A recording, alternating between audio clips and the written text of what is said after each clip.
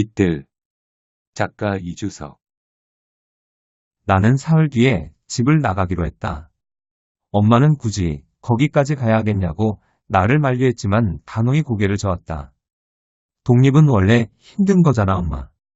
젊어서 고생은 사서도 한다고 말하던 아버지도 만류했다. 사서도 하는 고생 공짜로 하는데 뭐가 걱정입니까? 나는 방으로 들어가 지난 사흘간 고심하며 만든 인생 그래프를 찾았다. 너 거기 가봤자 얼마 모으겠어. 엄마의 말이 뒤에서 들려왔다. 그래프를 들고 와 두 사람에게 펼쳐들었다. 엄마, 아빠, 여기 점 하나 보이시죠? 시작점에서 얼마 떨어지지도 않은 점. 이게 나라고요.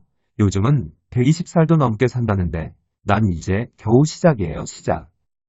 수원이 집에서 좀 멀긴 한데 여기서 도 닦는다 생각하고 공부하다 보면 또 금방이에요, 금방. 나 요리도 잘해. 빨래도 좀 할 줄 알고 걱정 안 해도 된다니까요. 끼케야 1년이잖아요. 나도 이제 공부해야지, 엄마. 아들 못 믿어. 수원은 그리 멀지 않았다. 사실 내게는 어느 곳도 먼 곳이 없다. 연고지는 끼케야 집인데 그 집에서 하는 일이라곤 허튼 희망에 고개를 조아리는 일뿐이었다. 5년이 넘도록 취미였던 춤을 직업으로 삼으려는데 열과 성을 다했지만 남는 건 삼류라는 타이틀에 밤마다 쑤시는 무릎 정도. 25이 되고 1년이 더 지나자 눈치라는 것이 생성되었다.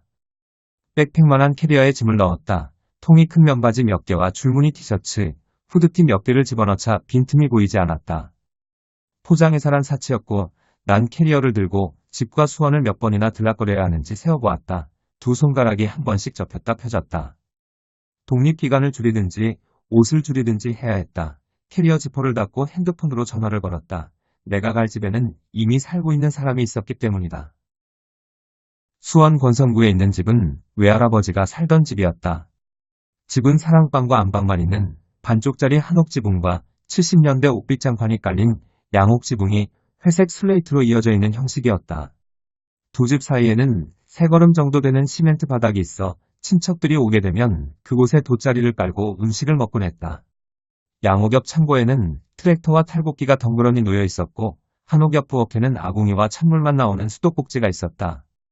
외할머니가 돌아가신 후 한옥에는 사람이 살지 않았다. 남겨진 외할머니의 물건들과 가끔 말리던 누에들의 잔해가 곳곳에 펼쳐져 있을 뿐이었다.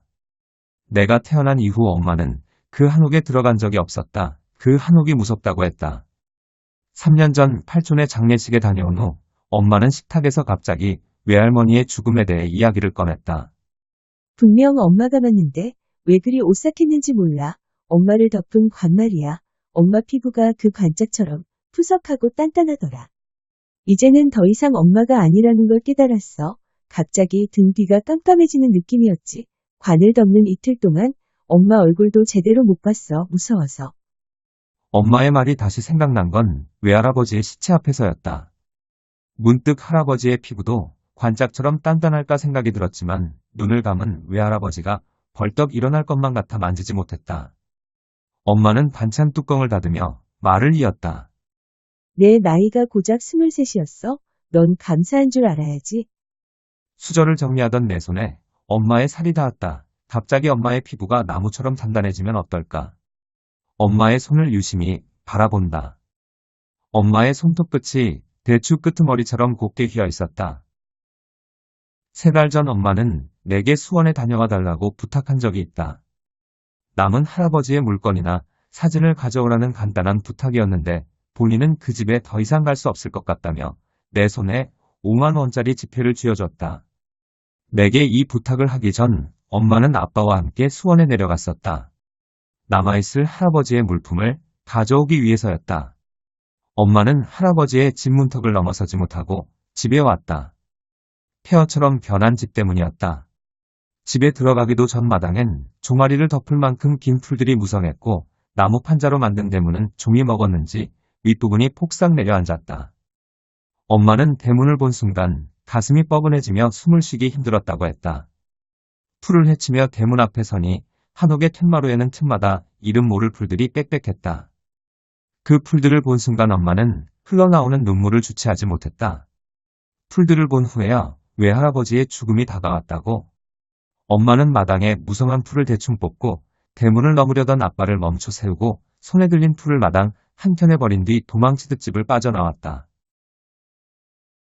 이 작품은 이주석 작가님의 뒤뜰이란 작품이었습니다.